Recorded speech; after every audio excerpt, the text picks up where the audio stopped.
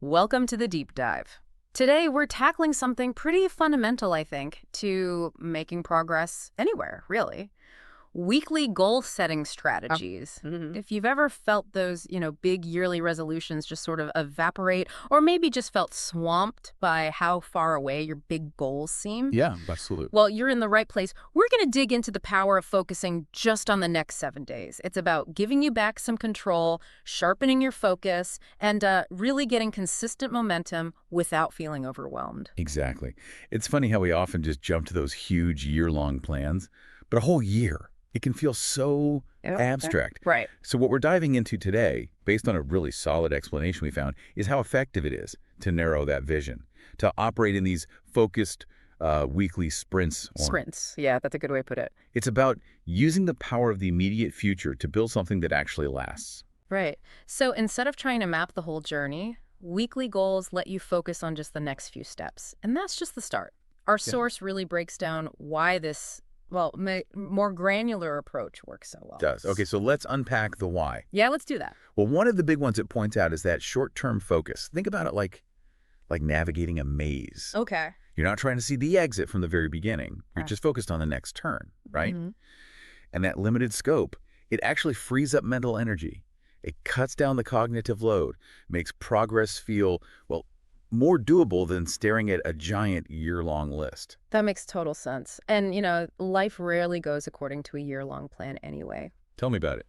So another key thing is the agility it gives you for quick adjustments. Yeah? If something unexpected pops up, which it always does, or maybe an approach just isn't working out, Yeah. you can adapt within that week. You don't derail like months of planning. That adaptability is it's crucial. It stops you feeling frustrated or locked into a plan that's just not working anymore.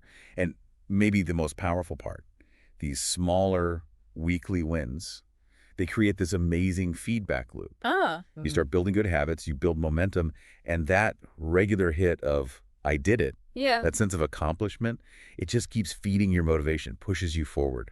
So the why is pretty strong. Okay, so how do we actually do this? Put it into action. The source gives a really clear step-by-step guide.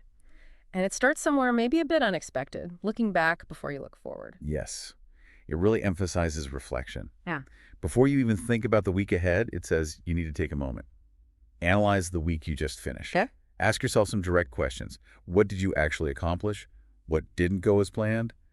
And this is key, what did you learn from all that? That learning part feels huge. It's not just about checking boxes or feeling bad about what didn't happen. Exactly. It's about pulling out insights you can actually use next week. So it's not passive, it's actively shaping your next steps. Precisely. You build on wins intentionally, and you consciously avoid repeating mistakes. It's like continuous improvement, but on a weekly scale. Right. So once you've done that look back, the next step is obvious, really. Figure out where to put your energy next. Which brings us to identifying priorities. The source suggests some really focused questions here, too. Like, what are my absolute top, say, 3 priorities for this week? What has to get done versus what could maybe wait? And maybe most importantly, how do these weekly tasks actually connect to my bigger long-term goals? That connection to the bigger picture is vital. It makes sure you're not just busy, but busy doing the right things that actually move the needle. Yeah, purposeful effort. And the source brings up a really powerful tool here, the 80-20 rule, the Pareto principle. Ah, yeah, the classic. Roughly 80% of your results come from just 20% of your effort. Exactly. It's such a great reminder to focus on those high-impact activities, the things that will give you the biggest bang for your buck, goal-wise. Okay, so priorities are clear. What's next in the process? Then comes the super practical step, setting SMART goals. Ah, smart. Good old smart. Yeah, it's a classic for a reason. It turns those sometimes fuzzy ideas into something concrete, something actionable. Should we break it down quickly? Yeah, let's do a quick refresher. SMART. Okay. S is for specific, know exactly what you want to achieve. M, measurable, how will, objectively, when it's done. Right. No guesswork. A is for achievable. Is it actually realistic? Do you have the resources, the time? R is for relevant. Does it align with those priorities you just set? Does it link to the bigger picture? Crucial. And T is time-bound. What's the deadline? When does this need to be done by? The source uses a great example. Instead of just, I want to read more, which is fine, but vague. Right. A SMART goal is, I will read 50 pages of specific book by Friday evening. It just makes it so much clearer. And it gets you thinking, how can you apply that kind of clarity? Precisely. And once you have those sharp, smart weekly goals, the next move is to break them down, make them even smaller, Yeah. into actionable steps for each day. Ah, okay. So you take the week's goal and chop it up. Yeah, this is where those bigger goals start to feel way less scary, much more doable on a day-to-day basis. It really is about making the overwhelming feel manageable, isn't it? Totally. Taking that weekly target and saying, okay, Monday I do this bit, Tuesday this bit. It makes it easier to fit into your schedule. And the source recommends using a planner or, digital tools to actually schedule these tasks. Yes, seeing it laid out visually helps a lot. I bet. When you actually block out time for these steps, they stop being just ideas and become actual commitments. Yeah. So ups a chance they'll actually happen. Right. And once you've got the steps mapped out, well, you need to track how you're doing. Right, which is step 5, using a goal tracking system. The source gives a bunch of options here, which is nice. Could be a simple notebook, a habit tracker. A spreadsheet or, yeah, those productivity apps like Notion, Todoist, Trello, whatever works for you. The main thing is finding something that clicks with how you like to work. Absolutely. Yeah. Because the act of tracking itself, it adds that layer of accountability. You can see your progress. It helps you spot where you might be getting stuck or challenges that keep popping up. And it lets you, acknowledge the small wins along the way, which, like we said, is so important for keeping that motivation up. Definitely. Okay, and finally, step 6. This feels like closing the loop. Regular review and adjustment. Yes, it's not set and forget. It's a cycle. The source really stresses looking back at the end of each week and asking yourself some more good questions. Okay, like what? Like, what did I actually complete? What didn't I complete? And importantly, why?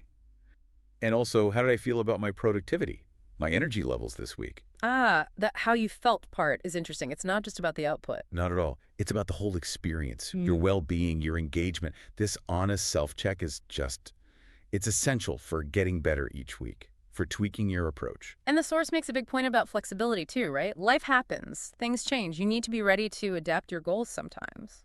Oh, absolutely. Being rigid is a recipe for discouragement when things inevitably go off script. That adaptability is key for long-term success with this whole thing. Okay, so those are the core steps.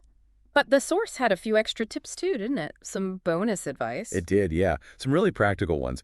First, keep your weekly list short. Like 3 to 5 goals, max. Stay focused. Exactly. Don't spread yourself too thin. Try to do too much just leads to feeling scattered and overwhelmed. Makes sense. What else? It also strongly suggests scheduling a specific time each week for setting the next week's goals and reviewing the past week, maybe Sunday evening or whatever works for you. Making it a ritual. Yeah, building it into your routine so it becomes a consistent habit, not just something you try to fit in when you remember. Good one. And the last tip. This one's really important for balance. Don't just plan work goals. Remember to include goals for your health, your relationships, self-care, the whole picture. Ah, yes. Looking after the whole you, not just the productive you. Exactly. That balanced approach is what makes it sustainable. Leads to a more fulfilling life overall, not just checking off tasks. Absolutely. Couldn't agree more. So wrapping up this deep dive, what's the main takeaway for you? For me, it's just how empowering this weekly rhythm can be. It takes those huge, maybe intimidating ambitions and breaks them into steps you can actually tackle now. It gives you focus, builds real momentum, and lets you see progress without feeling completely swamped. Yeah, I agree. It really feels like a clear, manageable roadmap. It brings those big goals closer week by week in a way that feels achievable. It really is about that power of consistent, small steps. And the source mentions something key. Aim for progress, not perfection. Ah, that's good. Don't get thrown off if you have an off week. The important thing is to start to try these strategies, even in a small way, and just stick with that weekly process of planning and reviewing. So maybe as you listen to this, think about the coming week. How could you apply some of this? What's maybe one small, smart goal you could set for yourself right now? Just one. And then think, what could happen if you consistently did this? If you kept up this weekly planning and reflecting, how might that really shape your path towards those bigger goals? It's a powerful tool.